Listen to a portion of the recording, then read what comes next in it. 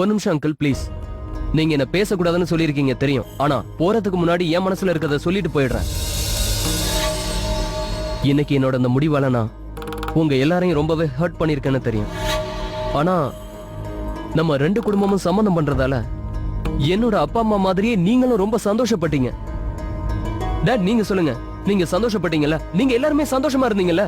உங்க வீட்டு பொண்ணோட கல்யாணம் என்னோட நடக்கிறதுல உங்க எல்லாருக்கும் சந்தோஷம் தானே?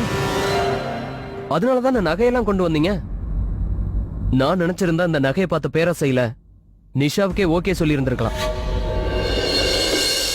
ஆனா இல்ல, நான் அப்படி பண்ணல. ஏன்னா நிஷாவை நான் காதலிக்கவே இல்லையே. அப்புறம் எப்படி அவளை சந்தோஷமா வச்சுப்பேன்? வேணா ஊர் உலகத்துக்காக எல்லாருக்கும் காட்டிக்கிறதுக்காக நான் அவளை சந்தோஷமா வச்சுக்க ட்ரை பண்ணாலும் அது அவ்வளவா நல்லா இருக்குமா? நிஷா பாட்டுக்கும் மனசுல ஒரு கற்பனை வளர்த்துப்பா. அவ புருஷன் ரொம்ப நல்லவன் நினைப்பா. ஆனா நான் அவளுக்கே தெரியாம வேற வழி இல்லாம வெளியில வேற பொண்ணோட அஃபேர் வச்சுப்பேன். அது சரியா இருக்குமா? இத பாருங்க, நான் பொய் சொல்லி தப்பான உறவை ஏற்படுத்திக்க விரும்பல. நிஷா ரொம்ப நல்ல பொண்ணுதான். அவளுக்கு என்னை விட ஒரு நல்ல பையன் கிடைப்பான்.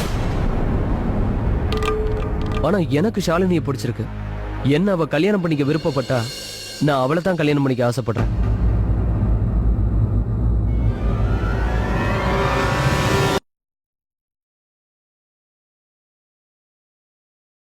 உங்க ரெண்டு பொண்ணையும் நீங்க ஒரே மாதிரியே பாக்குறீங்கன்னு நினைச்சேன். ஆனா நீங்க உங்க பொண்ணுங்களுக்குள்ள வித்தியாசம் பார்த்தா அதுக்கு நான் என்ன பண்ண முடியும்?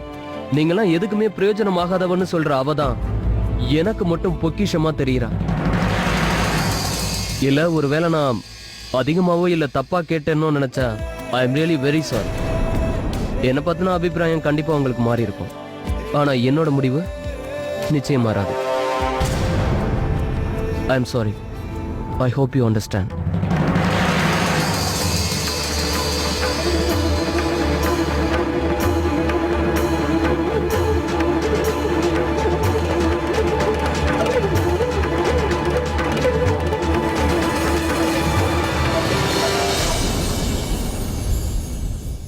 உனக்கு யாராவது சின்ன கஷ்டம் கொடுத்தாலும் சரி, அது சாதாரணமா இருந்தாலும்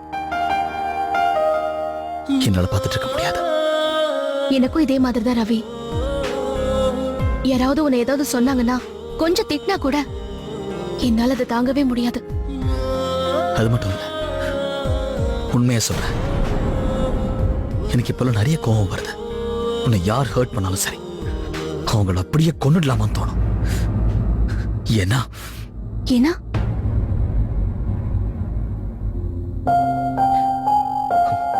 ஏன்னா அவங்களை கொன்னுட்டு நீ தேவையில்லாம ஜெயிலுக்கு போயிடக்கூடாது இல்ல? ரவி மறுபடியும் கிண்டல் பண்றல?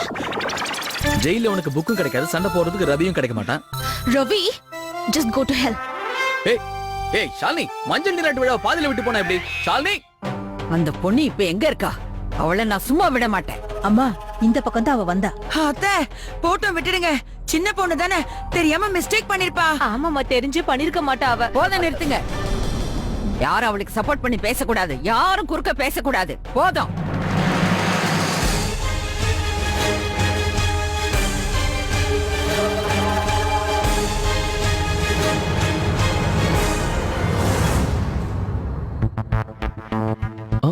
ஹே, நீங்களா? நல்லா இருக்குல்ல? ஒன்னும் பெரிய அடி இல்லல்ல? ஏய் இல்ல இல்ல, இதெல்லாம் நமக்கு சகஜம்தான். உங்க விஷயம் என்னாச்சு? எல்லாம் பேசி முடிச்சிட்டீங்களா? இனிமே நீங்க அடிக்கடி வந்துட்டு போவீங்கல்ல? பாலா அங்கிள் நீ என்ன சொன்னாலும் கேக்குறாரு. ஆமா, நான் அவருக்கு பையன் மாதிரி. அப்புறம் ஷாலினி அன்னைக்கு உனக்காக என்கிட்ட எப்படியெல்லாம் சண்டை போட்டா? அவ ஃபேமிலி மெம்பர்ஸ் யாரா இருந்தாலும் விட்டு கொடுக்காம சண்டை போடுவா. அவ பேசினதை நீங்க தப்பா எடுத்துக்காதீங்க. அவளுக்கு நான் ஹாய் சொன்னேன்னு சொல்லு. சொல்லிடுறேன். Take care.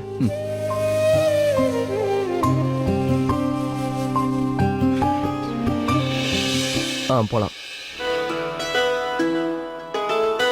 நிஷாவுக்கு ரொம்ப நல்ல பையன் அமைஞ்சிருக்கான். அவளுக்கு லாட்டரி அடிச்சிருச்சு. என் பேச்சு கேட்கல, கேட்க மாட்டேல்ல, கேட்கவே மாட்டேல்ல.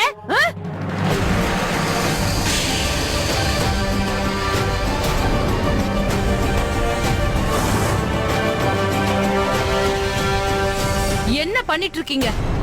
பாடம் கத்து கொடுக்கறேன். அவளுக்கு பாடம் கத்து கொடுக்கறேன். நான் உனக்கு சொன்னேன்ல, அப்பவே உனக்கு சொன்னேன்ல, இவளை அவங்க முன்னாடி கூட்டிட்டு வராதேன்னு சொன்னேன்ல.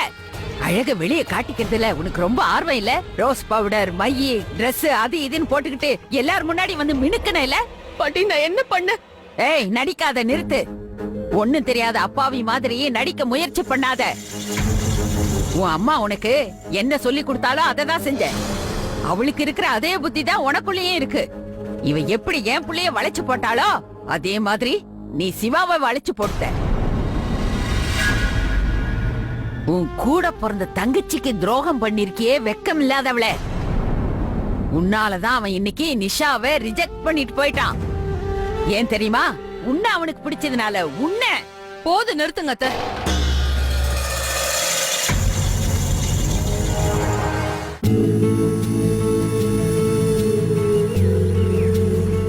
மார்க்கெட்டுக்கு ஷாப்பிங் பண்ண போனா கூட எனக்கு ஃபோன் பண்ணி கேப்பா. ஆனா நேத்துக்கு என்னாச்சு? ஏதோ ஏன் தப்பே பண்ணாத இவளுக்கு தண்டனை கொடுக்குறீங்க? என்ன பொம்பளை நீங்க? அத நான் உன்கிட்ட கேட்கணும். நீ எந்த மாதிரி பொம்பளை? நிஷாவும் உன்னோட பொண்ணு தானே? என்ன ஒரு பையன் வந்து பொண்ணை பார்த்துட்டு நிஷாவை வேண்டாம் ரிஜெக்ட் பண்ணிட்டு போயிட்டா, அத பத்தி கவலை இல்ல. இவளுக்காக வரைஞ்சு கட்டிட்டு வர. நிஷாவை நினைச்சு நான் வருத்தப்பட்டுக்கிட்டு தான் இருக்கேன். 2 பேரும் ஏன் பொண்ணுங்க தான். நான் சிவாவை முதல்ல ஷாலினிக்காக தான் தேர்ந்தெடுத்தேன். ஆனா நிஷாவை அவனுக்கு கல்யாணம் பண்ணி வைக்கணும் நீங்க சொன்னப்ப நான் வாயை மூடிக்கிட்டேன். ஏன்னா எனக்கு 2 பொண்ணுங்களும் ஒண்ணுதான். ஷாலினி, நிஷா 2 பேருமே நல்லா இருக்கணும்னு தான் நான் ஆசைப்படுறேன். 2 பொண்ணுகளையும் நான் தான் பெத்தேன். ஆனா தேவையில்லாம நீங்க 2 பேருக்கு நடுவுல வித்தியாசத்தை உண்டாக்குறீங்க. இல்ல பத்மாவதி, இல்ல. நீ எப்பவும் நிஷா விஷயத்துல போதும். இனி இவங்கள பத்தி ஒரு வார்த்தை நீங்க பேசுனீங்க. அப்படியா? இவங்களுக்காக என்ன வாய மூட சொல்றிய நீ? இப்பவே நல்லா எழுதி வச்சுக்க. இந்த பொண்ணுக்காக மனம் வருத்தப்பட்டு கஷ்டப்படுறல்ல, ஒரு நாள் இதே பொண்ணு உன் பேரை கெடுக்க போறா. எழுதி வச்சுக்க. ஏன்னா துரோகம் பண்ற குணம் இவ ரத்தத்துல இருக்கு. இவ அப்ப அம்போன்னு விட்டுட்டு போனவன் தானே, அம்மா பொண்ணு 2 பேரையும் விட்டுட்டு போனவன் தானே. ஒரு நாள் இவளும் அதையே தான் பண்ண போறா. இன்னைக்கு நிஷாவை அழ வச்சிருக்கால, ஒரு நாள் இதை விட மோசமா உன்னை அழ வைக்க போறா. நீ வேணா பாத்துக்க. போதும்மா, தயவு செஞ்சு நிறுத்துறீங்களா? டேய், உன் குரலை இறக்கி பேசு. இந்த வீட்டுக்கு மூத்த பிள்ளை நீயா இருக்கலாம், ஆனா இந்த வீட்ல மூத்தவன் நான் இந்த வீட்டு அம்மா. உன் கம்பெனியில உன் குரலும் ஆர்டரும் செல்லும். ஆனா இந்த வீட்டை பொறுத்த வரைக்கும் என் குரல் தான் செல்லணும். நான் ஒத்துக்கிறேன், ஷேர் மார்க்கெட்ல உன் பேர் எங்க இருக்கோ அங்கதான் அதிர்ஷ்டம் அடிக்கும். ஆனா உறவுங்கிற வியாபாரத்துல நீ நஷ்டம் அடைஞ்ச வியாபாரி. உனக்கு இவங்க 2 பேர் தான் முக்கியம் இல்ல? இவங்களை பாத்துக்கிறது தானே உனக்கு பிடிச்சிருக்கு. இவங்களை நீயே பாத்துக்கோ. இனிமே நிஷாவை நான் பாத்துக்கிறேன். அவளுக்கு இனிமே அம்மாவும் நான் தான், அப்பாவும் நான் தான். பாத்துக்கிட்டே இரு. வாடி.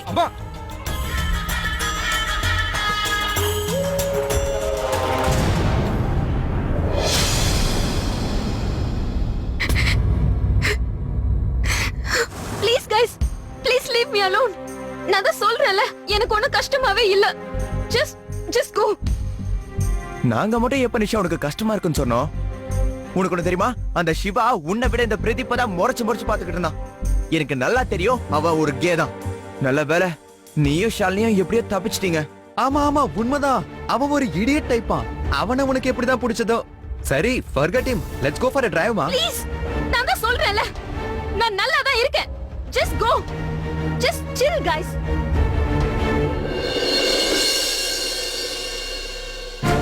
இங்க பாரு Nisha, on a serious note, உனக்கு கஷ்டமா இருக்கு, நீங்க எல்லாருக்கும் புரியுது. நிஷா நம்ம பேருக்கு மட்டும்தான் கசின்ஸ். இங்க பாரு, ஆனா கூட பிறந்தவங்களை விட ரொம்ப க்ளோஸா இருக்கும். நீ இப்படி இருக்கிறத என்னால பார்க்க முடியல. அதுவும் அந்த லூசர் சிவா சொன்னதுக்கெல்லாம் உனக்கு ஒண்ணு தெரியுமா? அந்த இடத்துல பாட்டி மட்டும் இல்லனா அந்த சிவாவோட பல்ல உடைச்சு கையில கொடுத்துருப்பேன். ஏய் பொடி பசங்களா, வெளியில போங்க. நான் நிஷா கிட்ட கொஞ்சம் பேசணும். சரி படிமா.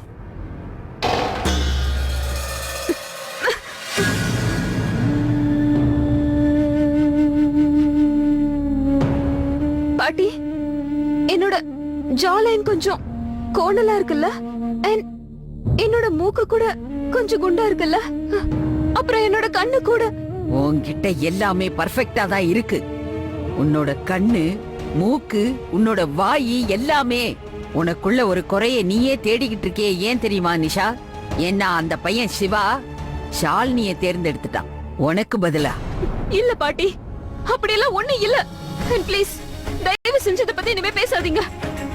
இதுக்கப்புறம் நடந்த விஷயத்த பத்தி நான் எதுவும் பேச விரும்பல. அவன் உன்னை ரிஜெக்ட் பண்ணி எல்லார் முன்னாடியும் உன்னை அவமானப்படுத்திட்டான். இல்ல, அவன் என்ன ரிஜெக்ட் பண்ணல. ரிஜெக்ட் பண்ணவே இல்ல. என்ன சொன்ன அவன்? உன்னை விட ஷாலினியை தான் அவனுக்கு ரொம்ப பிடிச்சிருக்கான். போதும் பாட்டி, போதும். ப்ளீஸ் பாட்டி, விட்டுடுங்க. நீங்க வேணும்னே தானே என்கிட்ட இப்படி எல்லாம் பேசுறீங்க. நான் அழணும்னு தானே நீங்க நினைக்கிறீங்க. ஆமா, நான் வேணும்னே தான் சொல்றேன். நீ வருத்தப்படணுங்கிறதுக்காக தான் இதெல்லாம் சொல்றேன். இன்னைக்கு நடந்த விஷயம் உன் மனசுல ரணமா இருக்கணும். இந்த ரணத்தை நீ ஆற விடவே கூடாது நிஷா. உனக்குள்ள ஒரு குழப்பம் இருந்துகிட்டே இருந்தது. அந்த ஷாலினி உனக்கு அக்காவா இல்ல வெளியாளான்னு. இன்னைக்கு இவ்ளோ விஷயம் நடந்திருக்கு. இதுக்கப்புறம் நீ உறுதிப்படுத்திக்கோ, அந்த ஷாலினி உனக்கு அக்கா இல்ல வெளியாளு, அவ மூணாவது மனுஷி. ஏன்னா நீ நினைக்கிற மாதிரி அவ உண்மையாவே உனக்கு அக்காவா இருந்திருந்தா உனக்கு வந்த சம்பந்தத்தை பாழாக்கிறதுக்காக அப்படி மினிக்கிட்டு வந்து நிக்க மாட்டா. உன் கூடவே இருந்துகிட்டு அவ உன்னை பார்த்து பொறாமப்படுறா. இந்த விஷயத்த எப்பவும் நீ ஞாபகம் வச்சுக்க, புரிஞ்சுதா? This is too muchங்க. எதுக்கு மேல என்னால பொறுத்துக்கவே முடியாது. அத்தை லிமிட்டே இல்லாம போறாங்க. அவங்களுக்கு சத்தம் போடணும்னா, கோவம் காட்டணும்னா ஏன் மேல காட்டட்டும். ஷாலினி எதுக்கு? என் வாழ்க்கையில நடந்தது என்னோட தலையெழுத்து. நீங்க விரும்பி என்ன ஏத்துக்கிட்டீங்க. ஷாலினிக்கு உங்களோட இனிஷியல கொடுத்தீங்க. அப்புறம் ஏன் அவளை மூணாவது மனுஷியா பார்க்கணும்? அத்தை எப்படி என் ஷாலினிய கை நீட்டி அடிப்பாங்க? அந்த சிவா ஷாலினிய தான் பிடிச்சிருக்குன்னு சொல்றான். இதுல ஷாலினியோட தப்பு என்ன இருக்கு? அந்த பையன் புத்தி கெட்டு போய் சொன்னா ஷாலினி என்னங்க பண்ணுவா? ஒன் மினிட் கொஞ்சம் அமைதியா இருக்கியா? நான் சொல்றதையும் கொஞ்சம் கேளு. இத பாரு பத்மாவதி, நீ கோபப்படுறது, நீ பேசுறது எல்லாமே நியாயம்தான். ஆனா அந்த பையனும் எந்த தப்பும் பண்ணலையே. உண்மையை சொல்றதுல எந்த தப்புமே இல்ல பத்மாவதி. அவன் ஒரு நேர்மையான பக்குவப்பட்ட பையன். மனசுல என்ன தோணுதோ அத தெளிவா வெளிப்படையா சொல்றவன். அது அவங்கிட்ட இருக்கு. ஆனா அந்த சிவா அப்படி சொன்னதுனால நிஷா மனசுடைஞ்சு போயிருக்கா. உங்க அம்மாக்கு இந்த விஷயம் புரிஞ்சுதா புரியலையான்னு எனக்கு தெரியல. ஆனா நான் என்னோட ரெண்டு பொண்ணுங்களையும் ஒரே மாதிரி தான் பாக்குறேன். அதனால ஒரு பொண்ணோட மனசு உடைச்சிட்டு இன்னொரு பொண்ணை என்னால வாழ வைக்க முடியாது. சிவா நல்லவனோ கெட்டவனோ எனக்கு தெரியாது. ஷாலினி அந்த சிவாவை கல்யாணம் பண்ணிக்க மாட்டா.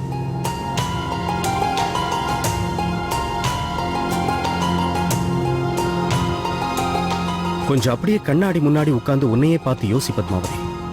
அந்த பையன்கிட்ட என்ன தப்பு இருக்கு? எதுக்காக நீ அங்க அந்த ஷாலினியோட பேர் எடுத்த? மா, என்னோட கோட் எப்படி இருக்கு? லாஸ்ட் மந்த் நியூயார்க்ல வாங்கினது. இட்ஸ் நைஸ்ல. மெட்டீரியல் பாருங்க எவ்வளவு சாஃப்டா இருக்குன்னு. கல்யாணத்துக்கு ட்ரெஸ் எடுக்கும் போதும் இதே மெட்டீரியல் தான் எனக்கு வேணும். இண்டோவேஷன் லுக் கிடைக்கும். நீ எந்த கல்யாணத்தை பத்தி பேசுற சிவா? இதுக்கு மேல கல்யாணம் நடக்காது. ரியலிமா? அதான் நீங்க ஏற்கனவே தண்டரை போட்டீங்களே, பாலா அங்கிள் குடும்பத்தோட சம்பந்தம் போட போறோம்னு. அப்படி முடியறதா இருந்தது. நீ செஞ்ச ஒரே ஒரு தப்பான காரியத்தால எல்லாமே பாழா போச்சு.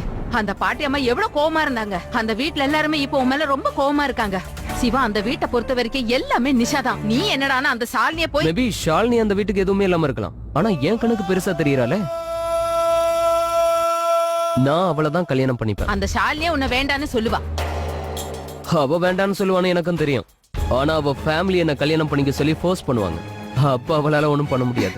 எனக்கு ஒண்ணுமே புரிய மாட்டேங்குது. எதுக்கு இவ்வளவு பிடிவாதம் பிடிக்கிற ஷாலினிய கல்யாணம் பண்ணணும்னு? ஏன்னா ஷாலினியோட கதை வித்தியாசமானது. நிஷாக்கும் பாலா அங்கிளுக்கும் ரத்த சம்பந்தம் இருக்கு. ஆனா ஷாலினி மேல பாசம் இருக்கு.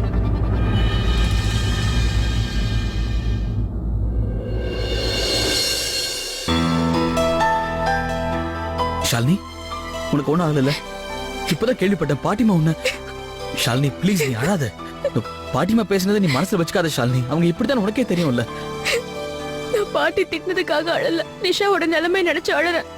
எப்பவுமே அவளை ஹர்ட் பண்ணணும்னு நான் நினைச்சதே கிடையாது. நிஷாவா? ஏன் அவளுக்கு என்ன ஆச்சு? ஷாலினி,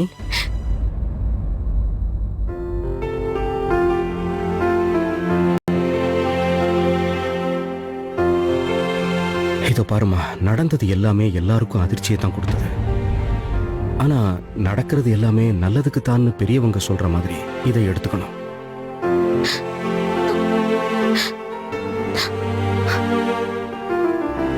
உங்க அம்மாவுக்கு கூட இதுல அவ்வளவா சம்மதம் இல்லதான்.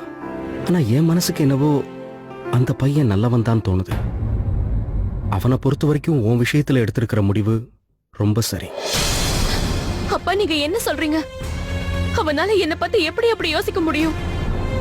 சரி, இந்த விஷயத்தை அப்படியே தலைகீழ யோசிச்சு பாரு.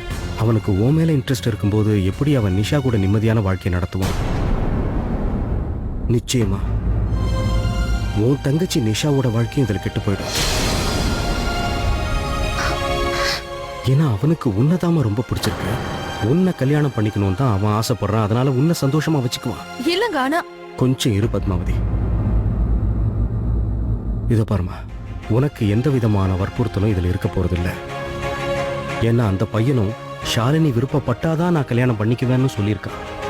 அதனாலதாம்மா உனக்கு விருப்பம் இருந்தாதான் இந்த கல்யாணத்தை பத்தி தொடர்ந்து பேசலாம். ஆனா அப்பா நான் எப்படி அவனை உனக்கு உன் அப்பா மேல முழு நம்பிக்கை இருந்ததுன்னு சொன்னா இந்த கல்யாணத்துக்கும் உன் சம்மதத்தை சொல்றேன். அந்த சிவா உனக்கு ஏத்த பையன் ஷாலினி. அது மட்டும் இல்ல, கல்யாணத்தை பொறுத்த வரைக்கும் எல்லாமே அவங்களோட அதிர்ஷ்டத்தை பொறுத்து தான் நடக்கும். அதிர்ஷ்டங்கிறது அதிர்ஷ்டத்துக்கு வர்றதுதாம்மா. என்ன ரவி, நான் சொல்றது சரிதானா? என்னாச்சு? ஒண்ணு இல்ல பிரியா, அது இந்த அடிப்பட்ட இடம் ரொம்ப வலிக்குது. நான் போயிட்டு இப்போ வந்துடுறேன் பிரியா.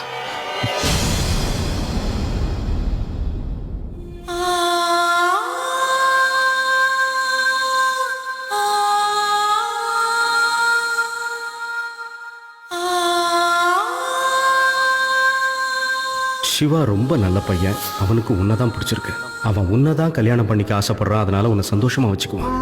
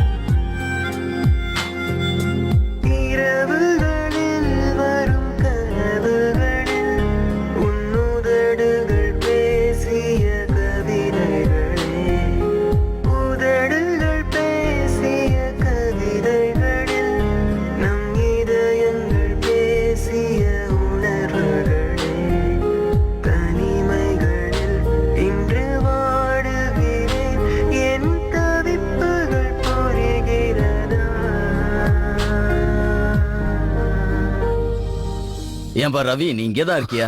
நான் உன்னை எங்கெங்கெல்லாம் தேடினேன் தெரியுமா? இங்க பாருப்பா, நாள் பூரா வேலை செஞ்சுக்கிட்டு இருந்தா எப்படி? நேரம் கிடைக்கும் போதெல்லாம் நீ கொஞ்சம் ஓய்வும் எடுத்துக்கணும். உனக்காக நான் என்ன கொண்டு வந்திருக்கேன் தெரியுமா? இரு. உனக்கு அடிபட்டு இருக்குல்ல, அதுக்கு மருந்தை விட இது ரொம்ப நல்லாவே வேலை செய்யும். என் கூட வாப்பா. வாப்பா அண்ணா.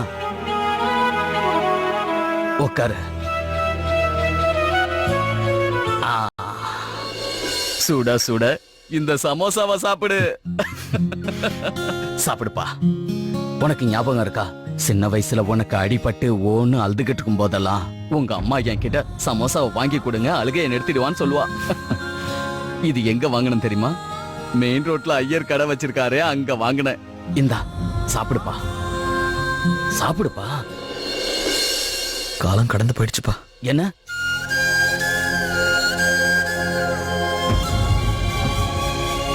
இந்த சமோசால இப்போ சூடே இல்லை. இனிமேல் சாப்பிட்டாலும் எனக்கு சந்தோஷமா இருக்காது.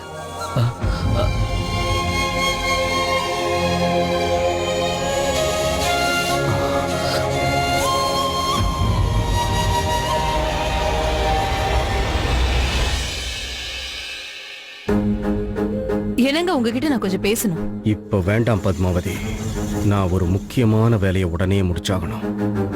என்ன வேலை அது?